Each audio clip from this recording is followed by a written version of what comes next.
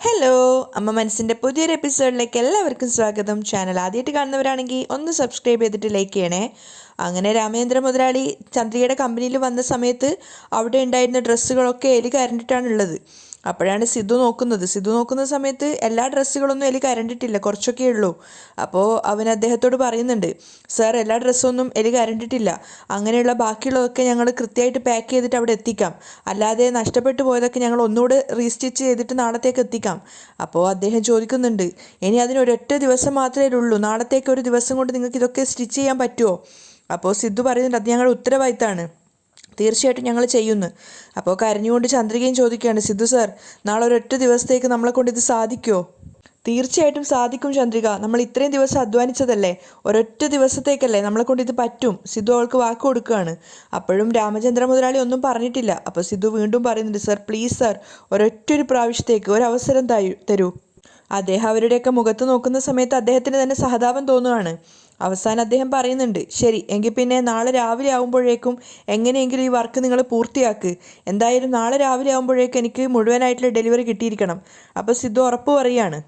അദ്ദേഹം പോയതിനു ശേഷം സിദ്ധാർത്ഥാണ് കോർഡിനേറ്റ് ചെയ്യുന്നത്. ചന്ദ്രികയോട് പറയുന്നുണ്ട്, ചന്ദ്രിക നീ പെട്ടെന്ന് തന്നെ സ്റ്റാഫിനോടൊക്കെ വരാൻ പറ, ഒരു നിമിഷം പോലും നമുക്ക് മുന്നിൽ കളയാനില്ല, ഇപ്പം തൊട്ട് തന്നെ സ്റ്റാർട്ട് ചെയ്യണം വർക്ക്, നമ്മളെല്ലാം ഇപ്പം തന്നെ റെഡിയാക്കണം. അതിനുശേഷം അങ്കിളിനോട് പറയാണ്, അങ്കിൾ നമുക്ക് ഡാമേജ് ഉള്ള പീസുകളൊക്കെ മാറ്റി വെക്കാം, വാ. അങ്ങനെ ചന്ദ്രികയും ലക്ഷ്മിയും കൂടി സ്റ്റിച്ച് ചെയ്യാനും ഇതുവരെ എലികാരൻ്റെ ഡ്രസ്സുകളൊക്കെ മാറ്റിയിട്ട് പുതിയത് പെട്ടിയിലേക്ക് മാറ്റാൻ വേണ്ടിയിട്ട് സിദ്ധാർത്ഥും മഹേന്ദ്രനെ ഇറങ്ങിത്തിരിക്കുകയാണ്. ഒരു നിമിഷം പോലും വേസ്റ്റാക്കാതെയാണ് സിദ്ധാർത്ഥും ബാക്കിയുള്ളവരും അവിടുന്ന് ജോലി ചെയ്യുന്നത്. സിദ്ധാർത്ഥാണെങ്കിൽ എലികാരൻ്റെ ഡ്രസ്സുകളൊക്കെ മാറ്റിയിട്ട് വൃത്തിയുടെ ഡ്രസ്സുകളൊക്കെ വേറൊരു പാക്കിങ്ങിലാക്കിയിട്ടുണ്ടായിരുന്നു. അപ്പോഴേക്കും സ്റ്റാഫുകളൊക്കെ വന്ന് അങ്ങനെ കോർഡിനേറ്റ് ചെയ്തുകൊണ്ട് വീണ്ടും അവർ എലികാരൻ്റെ ഡ്രസ്സുകളൊക്കെ മാറ്റി തയ്ക്കുകയാണ്. ശരിക്കും പറഞ്ഞാൽ എല്ലാവരും നല്ല ടയേർഡായിരുന്നു. കാരണം ഇത്രയും ദിവസത്തെ അവരുടെ വർക്ക് കഴിഞ്ഞു എന്നുള്ളൊരു സമാധാനത്തിലാണ് അവരുണ്ടായിരുന്നത്. പക്ഷേ പ്രതീക്ഷിക്കാതെയാണ് ഇങ്ങനെയൊരു തിരിച്ചടി കിട്ടിയത്. എങ്കിലും എല്ലാവരും ആത്മാർത്ഥതയോടുകൂടി തന്നെ ജോലി ചെയ്യുകയാണ്. ചന്ദ്രിക ഉൾപ്പെടെ എല്ലാവരും ചെയ്യുന്നുണ്ടായിരുന്നു. അങ്ങനെ രാത്രിയായിട്ടും അവരാരും തന്നെ ഒട്ടും വിശ്രമിച്ചിട്ടുണ്ടായിരുന്നില്ല. എല്ലാം നോക്കി നടത്തിക്കൊണ്ട് സിദ്ധാർത്ഥും അവർക്കൊപ്പം തന്നെ ഉണ്ടായിരുന്നു. എല്ലാവരും വളരെയധികം ഫാസ്റ്റായിട്ട് തന്നെയാണ് ജോലികൾ ചെയ്തുകൊണ്ടിരിക്കുന്നത്. നേരം പുലർന്ന സമയത്ത് എല്ലാവരും അവിടെ ഉറങ്ങുകയാണ്. കാരണം ആരും തിരിച്ച് വീട്ടിലേക്ക് പോയിട്ടില്ല. മെഷീനിലും ചാരി ഇരുന്നിട്ടും അതുപോലെ സിദ്ധുവൊക്കെ നിലത്തവിടെ ഇരുന്നിട്ടൊക്കെയാണ് ഉറങ്ങുന്നത്. മഹേന്ദ്രനും ലക്ഷ്മിയും ഒക്കെ അവിടെ നിലത്തിരുന്ന് ഉറങ്ങുകയായിരുന്നു. കുറച്ചു സമയം കൂടെ കഴിഞ്ഞപ്പോൾ രാമചന്ദ്ര മുതലാളി അങ്ങോട്ടേക്ക് വന്നിട്ടുണ്ട്. അദ്ദേഹം വന്നപ്പോൾ ചന്ദ്രിക മാത്രമേ അവിടെ ഉണർന്നിരിക്കുന്നുണ്ടായിരുന്നുള്ളൂ. അദ്ദേഹത്തെ കണ്ടപ്പോൾ ചന്ദ്രിക സ്വീകരിക്കുകയാണ്, വരൂ സാർ. അദ്ദേഹം ചുറ്റിലും നോക്കുന്ന സമയത്ത് അവരെല്ലാവരും, അവിടെയുള്ള സ്റ്റാഫുകളും ചന്ദ്രികയുടെ അമ്മയും അച്ഛനും സിദ്ധുവും ഒക്കെ ഉറങ്ങുകയാണ്. ഇരുന്നും കിടന്നിട്ടൊക്കെ ഉറങ്ങുകയാണ്. അപ്പോൾ സിദ്ധുവിനോടും അച്ഛനോടും അമ്മയോടൊക്കെ ചന്ദ്രിക എഴുന്നേക്കാൻ പറയുന്നുണ്ട്. അപ്പോൾ അദ്ദേഹം ചന്ദ്രികയോട് ചോദിക്കുകയാണ്, എന്താ മോളെ ഒക്കെ തയ്ച്ചോ? അപ്പോൾ ചന്ദ്രികയും പറയുന്നുണ്ട്, ആ സാർ, എല്ലാം തയ്ച്ചെടുത്തു കഴിഞ്ഞു സാർ, നിങ്ങൾ തന്നെ നോക്കിക്കോളൂ. അപ്പോൾ അദ്ദേഹം അതൊക്കെ എടുത്ത് നോക്കുകയാണ്. എന്നിട്ട് അദ്ദേഹം തന്നെ അഭിമാനത്തോടെ പറയുന്നുണ്ട്, കുഴപ്പമില്ലല്ലോ, പറഞ്ഞതുപോലെ തന്നെ നിങ്ങളെല്ലാം തയ്ച്ചല്ലോ വീണ്ടും. അദ്ദേഹത്തിന് ചന്ദ്രികയെക്കുറിച്ച് ആലോചിച്ചപ്പോൾ വല്ലാത്ത അഭിമാനം തോന്നുകയാണ്. അതുമാത്രമല്ല, അദ്ദേഹം ചന്ദ്രികയോട് പറയുന്നുണ്ട്, ചന്ദ്രിക, എങ്ങനെ നിന്നെ പുകഴ്ത്തണമെന്നറിയില്ല. പക്ഷേ ചന്ദ്രിക ചുറ്റിലും നോക്കിക്കൊണ്ട് അദ്ദേഹത്തോട് പറയാണ്, സർ, ഇത് എൻ്റെ മാത്രം വിജയമല്ല, എല്ലാവരും വളരെയധികം കഷ്ടപ്പെട്ടു സർ. അത് കേട്ടതും അദ്ദേഹവും ചുറ്റിലും നോക്കുകയാണ്. അപ്പോൾ ചന്ദ്രിക പറയുന്നുണ്ട്, ഇവരില്ലായിരുന്നെങ്കിൽ എന്നെക്കൊണ്ട് ഇത് ഒറ്റയ്ക്ക് സാധിക്കുമായിരുന്നില്ല. പുകഴ്ത്തണമെന്ന് നിങ്ങൾ ആഗ്രഹിക്കുന്നുണ്ടെങ്കിൽ അത് ഇവരെയാണ് പുകഴ്ത്തേണ്ടത്. ചന്ദ്രിക പറഞ്ഞതും അദ്ദേഹം പുഞ്ചിരിക്കുകയാണ്. അതിനുശേഷം ബാഗ് തുറന്നിട്ട് ചന്ദ്രികയ്ക്ക് ബാക്കിയുള്ള പണം കൂടെ എടുത്തിട്ട് കൊടുക്കുന്നുണ്ട്.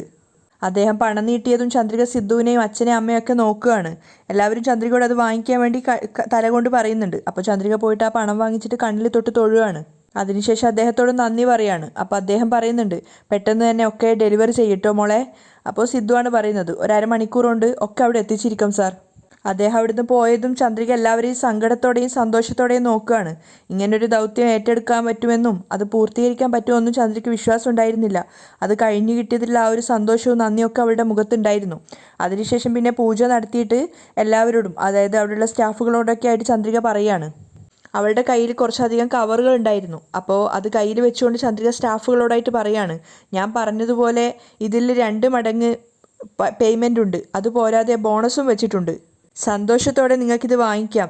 അതിനുശേഷം ചന്ദ്രിക അച്ഛനോട് പറയാണ്, അച്ഛാ, ഇത് നിങ്ങളുടെ കൈകൊണ്ട് കൊടുക്കണം. അപ്പോൾ മഹേന്ദ്രൻ അത് നിരസിക്കുകയാണ്, വേണ്ട മോളെ, ഇത് നീ നിൻ്റെ കൈകൊണ്ട് തന്നെ കൊടുക്കണം. എല്ലാവരും ചന്ദ്രികയോട് തന്നെ കൊടുക്കാൻ ആവശ്യപ്പെട്ടപ്പോൾ അവൾ തന്നെ അത് അവരെ ഏൽപ്പിക്കുകയാണ്. ഓരോ ചേച്ചിമാരുടെയും പേരെടുത്ത് വിളിച്ചിട്ട് ചന്ദ്രിക ആ കവർ അവർക്ക് നീട്ടുന്നുണ്ട്. അവരെല്ലാവരും ചന്ദ്രികയ്ക്ക് നന്ദി പറഞ്ഞുകൊണ്ടാണ് വാങ്ങിക്കുന്നത്. അവരോരോരുത്തരും നന്ദി പറഞ്ഞ് വാങ്ങിച്ചപ്പോൾ മഹേന്ദ്രൻ പറയുന്നുണ്ട്, നിങ്ങളുടെ ഈ ഒരു ഒത്തൊരുമയ്ക്ക് ഞങ്ങൾ നിങ്ങളോടാണ് നന്ദി പറയേണ്ടത്. പണം കിട്ടിയ ശേഷം എല്ലാവരും ചന്ദ്രികയെ അനുഗ്രഹിക്കുകയാണ്, നിങ്ങളെപ്പോഴും നന്നായിട്ടിരിക്കട്ടെ എന്ന്. അപ്പോൾ ചന്ദ്രിക പറയുന്നുണ്ട്, നിങ്ങൾ എൻ്റെ കൂടെ ഉണ്ടായിരുന്നില്ലെങ്കിൽ എന്നെക്കൊണ്ട് ഈ വർക്ക് ചെയ്തു തീർക്കാൻ സാധിക്കുമായിരുന്നില്ല. നിങ്ങളെല്ലാവരും എനിക്ക് വേണ്ടിയിട്ട് മരിച്ച് ജീവിച്ചാണ് പണിയെടുത്തത്, ഒരുപാട് നന്ദി.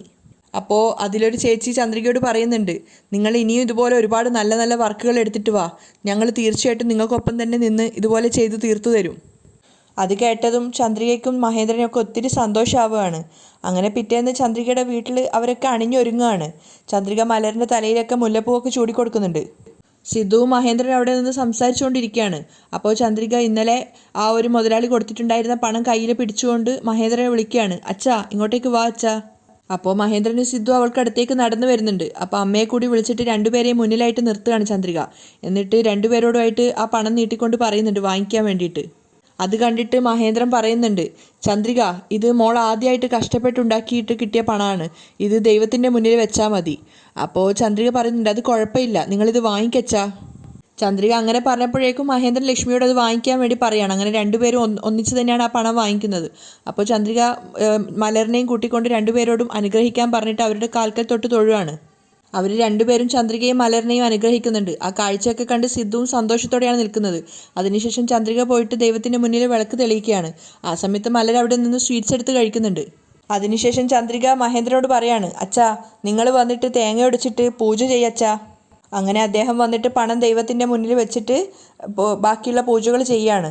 അപ്പോൾ മലരിങ്ങനെ സ്വീറ്റ്സ് കഴിച്ചുകൊണ്ടിരിക്കുകയായിരുന്നു. ചന്ദ്രികയെ കണ്ടപ്പോൾ പേടിച്ച് പിന്നിലേക്ക് വെക്കുകയാണ്. അപ്പോൾ ചന്ദ്രിക പുഞ്ചിരിച്ചുകൊണ്ട് പറയുന്നുണ്ട്, എന്തിനാടെ മറച്ചു വെക്കുന്നത്, അമ്മ ഒന്നും പറയില്ല, മോൾ കഴിച്ചോ. അങ്ങനെ തേങ്ങ ഉടച്ച് പൂജ ചെയ്തതിന് ശേഷം അവരെല്ലാവരും കൂടെ കണ്ണുകളടച്ച് പ്രാർത്ഥിക്കുകയാണ്. മഹേന്ദ്രൻ തന്നെ പൂജ നടത്തിയ പ്രസാദം എല്ലാവർക്കും മുന്നിൽ നീട്ടുകയാണ്. അപ്പോൾ അവരൊക്കെ ആ ഒരു അനുഗ്രഹത്തോടെ അത് വാങ്ങിക്കുന്നുണ്ട്. അതിനുശേഷം മഹേന്ദ്രൻ അകത്ത് പോയിട്ട് ഒരു കവർ എടുത്തുകൊണ്ട് വന്നിട്ട് സിദ്ധുവിന് കൊടുക്കുകയാണ്. അതിനകത്ത് എന്താ ഉള്ളതെന്ന് ചോദിക്കുന്ന സമയത്ത് പടക്കമാണ്. നമുക്കിത് എന്ത് കഴിഞ്ഞാൽ ഈ വിജയം കൊണ്ടാടണം, നമുക്ക് പോയിട്ട് പടക്കം പൊട്ടിക്കാന്ന് പറഞ്ഞപ്പോൾ മലരും സന്തോഷത്തോടെ തുള്ളിച്ചാടാണ്. ഹായ് പടക്കം ഉണ്ട് എന്നൊക്കെ പറഞ്ഞിട്ട്. പക്ഷേ ചന്ദ്രിക പറയുന്നുണ്ട് എനിക്ക് പേടിയാന്ന്. അപ്പോൾ മലരിങ്ങനെ പറയാണ്, അമ്മ നാട്ടിലുള്ള സമയത്തൊക്കെ പൊട്ടിച്ചതല്ലേ, വാ നമുക്ക് ഒന്നിച്ച് അടിച്ചു പൊളിക്കാന്നൊക്കെ പറഞ്ഞിട്ട് എല്ലാവരും കൂടെ പുറത്തേക്ക് ഇറങ്ങുകയാണ്. ശരിക്കും ആ ഒരു വിജയം അവർ സന്തോഷകരമാക്കാൻ തന്നെ തീരുമാനിച്ചിട്ടുണ്ടായിരുന്നു. ചന്ദ്രിക തന്നെയാണ് ആദ്യത്തെ പടക്കത്തിന് തിരികൊളുത്തിയത്. അപ്പോൾ അത് ഭയങ്കര ശബ്ദത്തോടെ പൊട്ടുന്നുണ്ടായിരുന്നു. ആ ശബ്ദം കേട്ടിട്ടാണ് മേഘയും മുത്തശ്ശിയും അതുപോലെ തന്നെ പ്രിയയും പുറത്തേക്ക് വന്നത്. പ്രിയ ആണെങ്കിൽ മലറിൻ്റെ വീട്ടിൽ പടക്കം പൊട്ടുന്നുണ്ട് അമ്മ, ഞാനിവിടെ പോയിക്കോട്ടെ എന്നൊക്കെ ചോദിക്കുന്നുണ്ട്. അപ്പോൾ മേഘ ദേഷ്യത്തോടെ പറയാണ്, എത്ര പ്രാവശ്യം പറഞ്ഞിട്ടുണ്ട് അങ്ങോട്ടേക്ക് പോവരുതെന്ന്. അപ്പോൾ പ്രിയ കെഞ്ചാണ്, അമ്മ അമ്മ അമ്മ പ്ലീസ് അമ്മ പ്ലീസ് അമ്മ. പക്ഷെ മേഘ നല്ല ദേഷ്യത്തിലായിരുന്നു. നല്ല ചന്തിക്ക് നല്ല തല്ല് കിട്ടും. മഹേന്ദ്ര നോക്കുന്ന സമയത്ത് മേഘയും മുത്തശ്ശിയും അവിടെ നിൽക്കുന്നുണ്ട്. അവർ കേൾക്കാൻ വേണ്ടി മഹേന്ദ്ര ശബ്ദം കൂട്ടിയിട്ട് സംസാരിക്കുകയാണ്, ചന്ദ്രിക അകത്ത് പോയിട്ട് സ്വീറ്റ്സ് എടുത്തിട്ട് വാ, സ്വീറ്റ്സ്. അപ്പോൾ ചന്ദ്രിക വേഗം അകത്തേക്ക് പോയിട്ട് സ്വീറ്റ് എടുത്തിട്ട് വരുന്നുണ്ട്. അത് തങ്ങൾ കേൾക്കാൻ വേണ്ടി പറഞ്ഞതാണെന്ന് മനസ്സിലായപ്പോൾ തന്നെ മേഘയ്ക്കും മുത്തശ്ശിക്കൊക്കെ ദേഷ്യം വരുന്നുണ്ടായിരുന്നു. മാത്രമല്ല സിദ്ധു അവർക്കൊപ്പം നിന്ന് ആഘോഷിക്കുന്നതും മേഘയ്ക്ക് തീരെ ഇഷ്ടാവുന്നുണ്ടായിരുന്നില്ല. അപ്പോഴാണ് മുത്തശ്ശി ചോദിച്ചത്, ഇവരിത്രമാത്രം സന്തോഷിക്കാൻ എന്താ സംഭവം ഉണ്ടായതെന്ന്. അപ്പോൾ മേഘ ദേഷ്യത്തോടെ പറയുന്നുണ്ട്, ചന്ദ്രിക ആദ്യമായിട്ട് എടുത്ത പ്രൊജക്റ്റ് സക്സസ് ആയിട്ട് പൂർത്തിയാക്കി, അത് ഡെലിവറിയും ചെയ്തു, അതിൻ്റെ വിജയം കൊണ്ടാടുന്നതാ. മേഘ ദേഷ്യത്തോടെ പറഞ്ഞപ്പോൾ മുത്തശ്ശിക്ക് അത് പുതിയൊരു അറിവായിരുന്നു. അപ്പോൾ അവർ മേഘയോട് പറയുന്നുണ്ട്, ചന്ദ്രിക നീ വിചാരിച്ചതുപോലെ നിസ്സാരക്കാരിയല്ല, അവൾ അവളുടെ അച്ഛൻ്റെ സ്വഭാവമാണ് കാണിക്കുന്നത്. അവളുടെ അച്ഛനെ പോലെ ബിസിനസ്സിൽ അവളും വച്ചിട്ട് മുന്നോട്ടേക്ക് കയറും. അത് കേട്ടത് മേഘ ഒന്ന് ഞെട്ടുകയാണ്. നീ വേണമെങ്കിൽ നോക്കിക്കോ, കുറച്ച് നാളുകൾ കൊണ്ട് അവൾ അവളുടെ അച്ഛനെ തന്നെ മറികടക്കും ബിസിനസ്സിൽ. അത് കേട്ടതും മേഘ ഷോക്കായിട്ട് നിൽക്കുകയാണ്. അപ്പോൾ മുത്തശ്ശി പറയുന്നുണ്ട്, അവൾ ജയിക്കുന്നുണ്ടെങ്കിൽ അതിന് മഹേന്ദ്രനും ഒരു കാരണമാണ്. മേഘ ശരിക്കും ചൂളി നിൽക്കുന്ന സമയത്ത് മുത്തശ്ശി പറയുന്നുണ്ട്, നീ തോക്കുന്നുണ്ടെങ്കിൽ അതിന് നിൻ്റെ അച്ഛനാണ് ഒരു കാരണം. മറുപടിയായിട്ടൊന്നും പറഞ്ഞിട്ടില്ലെങ്കിലും മേഘയ്ക്ക് നല്ല ദേഷ്യം വന്നിട്ടുണ്ടായിരുന്നു. അതുമാത്രമല്ല ചന്ദ്രികയുടെ വീട്ടിലേക്ക് നോക്കുമ്പോൾ അവരുടെ ആ ഒരു സന്തോഷം കാണുമ്പോൾ വീണ്ടും വീണ്ടും ദേഷ്യം കയറുകയാണ്. അപ്പോൾ മേഘ കേൾക്കാൻ വേണ്ടിയിട്ട് മഹേന്ദ്രൻ ശബ്ദം കൂട്ടിയിട്ടാണ് സിദ്ധുവിനോട് സംസാരിക്കുന്നത്, സിദ്ധു ചന്ദ്രിക ജയിച്ചു കാണിച്ചു. സിദ്ധു അതുപോലെ തന്നെ മേഘ കേൾക്കാൻ വേണ്ടി ശബ്ദം കൂട്ടി തന്നെയാണ് സംസാരിച്ച് മറുപടി കൊടുക്കുന്നത്. അതെ അതെ, നാളെ അവൾ എന്നേക്കാളും വലിയ ആളാവും, മഹേന്ദ്രൻ ശബ്ദത്തോടെയാണ് പറയുന്നത്. തീർച്ചയായിട്ടും അങ്കിൾ, സിദ്ധുവും സപ്പോർട്ട് ചെയ്യുന്നുണ്ട്. അപ്പോൾ മഹേന്ദ്രൻ വീണ്ടും വീണ്ടും ശബ്ദം കൂട്ടിയിട്ട് പറയാണ്, ഇത് എല്ലാവരും ഇനി കാണാൻ പോകുന്നതേ ഉള്ളൂ. മേഘയ്ക്കുള്ളൊരു മറുപടി തന്നെ ആയിരുന്നു അത്. കാരണം മേഘ പരാജയപ്പെട്ട് നിൽക്കുകയാണല്ലോ. വീണ്ടും വീണ്ടും അവർ പടക്കം പൊട്ടിച്ച് ആഘോഷിക്കുകയാണ്. അത് കാണുന്ന സമയത്ത് മേഘ കുട്ടിയെയും മുത്തശ്ശിയെയും കൂട്ടിക്കൊണ്ട് അകത്തേക്ക് പോകുന്നുണ്ട്. ആ സമയത്ത് ചന്ദ്രികയ്ക്ക് മധുരം കൊടുക്കുകയാണ് ലക്ഷ്മിയും മഹേന്ദ്രനും ഒക്കെ. മാത്രമല്ല അവർ തിരിച്ചു പോയി എന്ന് മനസ്സിലാക്കിയപ്പോൾ മഹേന്ദ്രൻ വീണ്ടും പറയുന്നുണ്ട്, നന്നായിട്ട് കേൾക്കുന്നില്ലേ? എല്ലാ പടക്കവും പൊട്ടിച്ചോ? അങ്ങനെ അവർ നന്നായിട്ട് അവരുടെ വിജയം ആഘോഷിക്കുന്നുണ്ട്. പിറ്റേന്ന് നേരം വെളുത്തപ്പോൾ മഹേന്ദ്രൻ പതിവ് പോലെ തന്നെ മലറിൻ്റെ കൂടെ തോട്ടത്തിൽ ഓരോരോ ചെടികളൊക്കെ നടുന്ന തിരക്കിലാണ്. അപ്പോൾ മലര് പറയുന്നുണ്ട്, നമ്മൾ അന്ന് നട്ട ആ ഒരു റോസാപ്പൂവിൻ്റെത് മൊട്ട് വന്നിട്ടുണ്ട് എന്ന്.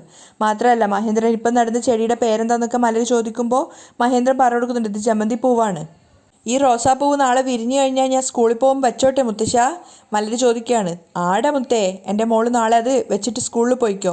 അപ്പോൾ ഈ ജമന്തി പൂവ് വിരിഞ്ഞാലോ? ഇത് വിരിഞ്ഞാൽ നല്ല ഭംഗിയായിരിക്കും, മഹേന്ദ്രൻ പറയുന്നുണ്ട്. ആ സമയത്താണ് ഒട്ടും പ്രതീക്ഷിക്കാതെ അങ്ങോട്ടേക്ക് ഒരു വണ്ടി വന്ന് നിർത്തിയത്. വണ്ടിയിൽ നിന്ന് ഇറങ്ങിയത് ബാങ്കിലെ ഉദ്യോഗസ്ഥരാണെന്ന് കണ്ടതും മഹേന്ദ്രൻ ആകെ പതറി നിൽക്കുകയാണ്. അയാളിങ്ങനെ ചിന്തിക്കുന്നുണ്ട്, ഇവരെന്തിനായിരിക്കും ഇപ്പോൾ വീണ്ടും ഇങ്ങോട്ടേക്ക് വന്നത്? അപ്പോൾ അവരൊക്കെ വന്നിട്ട് കൂളായിട്ട് ചിരിച്ചുകൊണ്ട് മഹേന്ദ്രനോട് സംസാരിക്കുകയാണ്. എന്താ സർ, പേരക്കുട്ടിയോടൊപ്പം ചെടി നടുകയാണോ? അപ്പോൾ മഹേന്ദ്രൻ പേടിയോടെയാണ് സംസാരിക്കുന്നത്. അതെ സർ. ചന്ദ്രിക മേഡം എവിടെ സർ? അപ്പോൾ മഹേന്ദ്രൻ പറയുന്നുണ്ട്, വീട്ടിലാണ് ഉള്ളത്. അപ്പോൾ അതിലൊരാൾ പറയാണ്, നിങ്ങളോട് സോറി പറഞ്ഞിട്ട് പോവാമെന്ന് കരുതി വന്നതാണ് സർ. സോറിയോ? എന്തിന്? മഹേന്ദ്രൻ ഒന്നും മനസ്സിലായില്ല. അപ്പോൾ അവർ പറയുന്നുണ്ട്, നിങ്ങളെക്കൊണ്ട് ലോണ് തിരിച്ചടക്കാൻ പറ്റില്ല എന്ന് കരുതിയിട്ടാണ് അന്ന് കുറച്ച് റൂഡായിട്ട് പെരുമാറിയത്. പക്ഷേ നിങ്ങളുടെ മകള് പറഞ്ഞതുപോലെ തന്നെ ആദ്യത്തെ ലോണിൻ്റെ എമൗണ്ട് അവരത് പേ ചെയ്ത് കഴിഞ്ഞു. അത് കേട്ടത് മഹേന്ദ്രൻ മനസ്സിലാവാതെ വീണ്ടും ചോദിക്കുകയാണ്, എന്ത്? ആദ്യത്തെ മാസത്തെ ലോണ് കെട്ടിയെന്നോ? അതെ സർ, ഇന്നലെ തന്നെ അത് അടച്ചു.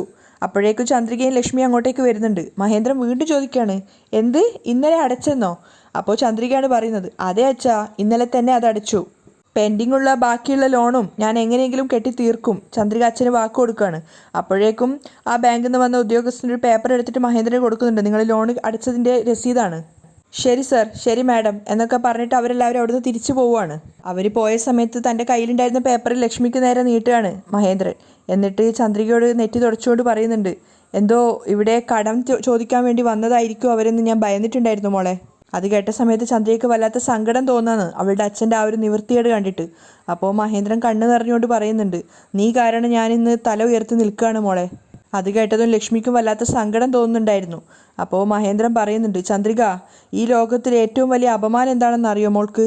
നമ്മൾ വാങ്ങിച്ച കടം പൈസ തിരിച്ചു കൊടുക്കാൻ സാധിക്കാത്തതാണ് ഈ ലോകത്തിലെ ഏറ്റവും വലിയ അപമാനം. അങ്ങനെ ഒരു അപമാനത്തിൽ നിന്നും നീ എന്നെ രക്ഷിച്ചു മോളെ. അദ്ദേഹം ചന്ദ്രികയ്ക്ക് മുന്നിൽ കൈകൂപ്പിയിട്ട് നന്ദി പറയാണ്. ഒരുപാട് നന്ദിയുണ്ട് മോളെ. അത് കണ്ടത് ചന്ദ്രിക ആകെ പരിഭ്രമിച്ചിട്ട് പെട്ടെന്ന് തന്നെ അദ്ദേഹത്തിൻ്റെ കൈ കയറി പിടിക്കുന്നുണ്ട്. എന്തൊക്കെ അച്ഛ ഈ ചെയ്യുന്നത്? ഇങ്ങനെ വലിയ വലിയ വാർത്തകളൊക്കെ പറയുന്നത്. മാത്രമല്ല ലക്ഷ്മിയും പറയുന്നുണ്ട്, എന്താ ഏട്ടാ ഇത് ഇവിടെ നിന്നിട്ട്? വാ വീട്ടിലേക്ക് പോവാം. അച്ഛാ വാ അച്ഛാ എന്ന് പറഞ്ഞ് ചന്ദ്രികയും അദ്ദേഹത്തെയും മലറിനെയും കൂട്ടിയിട്ട് അകത്തേക്ക് പോവുകയാണ് അവർ 4 പേരും കൂടെ. കുറച്ചു നേരം കഴിഞ്ഞതും സിറ്റ് ഔട്ടിൽ ഇരുന്നിട്ട് ഫോണിൽ എന്തോ ചെയ്യാണ് മുത്തശ്ശി. അപ്പോഴാണ് വേറൊരു കാർ അങ്ങോട്ടേക്ക് വന്നത്. ആ കാറിൽ നിന്ന് ഇറങ്ങിയത് മഹേന്ദ്രൻ്റെ അഡ്വക്കേറ്റ് ആയിരുന്നു. അയാൾ നേരെ ചന്ദ്രികയുടെ വീട്ടിലേക്കാണ് പോകുന്നത്. അത് കാണുന്ന സമയത്ത് മുത്തശ്ശി ചിന്തിക്കുന്നുണ്ട്, ഇത് മഹേന്ദ്രൻ്റെ അഡ്വക്കേറ്റ് അല്ലേ? ഇയാൾ എന്തിനായിരിക്കും ഇപ്പം ഇങ്ങോട്ടേക്ക് വന്നത്? ഒരുപക്ഷേ മേഘ ലക്ഷ്മിയുടെ കയ്യിൽ നിന്നും സ്വത്ത് എഴുതിയത് വാങ്ങിയിട്ടുള്ള കേസുമായിട്ട് ബന്ധപ്പെട്ട് വന്നതായിരിക്കുമോ? അപ്പോഴേക്കും അയാൾ മഹേന്ദ്രൻ്റെ പേരെടുത്ത് വിളിക്കുകയാണ്. ആരാണെന്ന് നോക്കാൻ വേണ്ടി മഹേന്ദ്രൻ പുറത്ത് വന്നപ്പോൾ അഡ്വക്കേറ്റിനെ കാണുന്ന സമയത്ത് അയാളെ അകത്തേക്ക് കൂട്ടി ക്ഷണിക്കുന്നുണ്ട്. അങ്ങനെ അവർ രണ്ടുപേരും ബെഡിലിരിക്കുകയാണ്. അപ്പോൾ ലക്ഷ്മി വന്നിട്ട് ചോദിക്കുന്നുണ്ട്, കുടിക്കാൻ എന്താ വേണ്ടതെന്ന്. ഒന്നും വേണ്ടെന്നൊക്കെ അയാൾ മര്യാദയോടെ പറയാണ്. അതിനുശേഷം നാളെയാണ് മേഘയായിട്ടുള്ള കേസിൻ്റെ ഇത് നടക്കുന്നതെന്ന് പറയുന്നുണ്ട് കോടതിയിൽ. അപ്പോൾ നിങ്ങൾ രണ്ടുപേരും ഒരു കാരണവശാലും വരാതിരിക്കരുത്. അപ്പോൾ മഹേന്ദ്രൻ പറയുന്നുണ്ട്, തീർച്ചയായിട്ടും സാർ, അതാണല്ലോ ഇപ്പോഴത്തെ ഞങ്ങളുടെ ജോലി.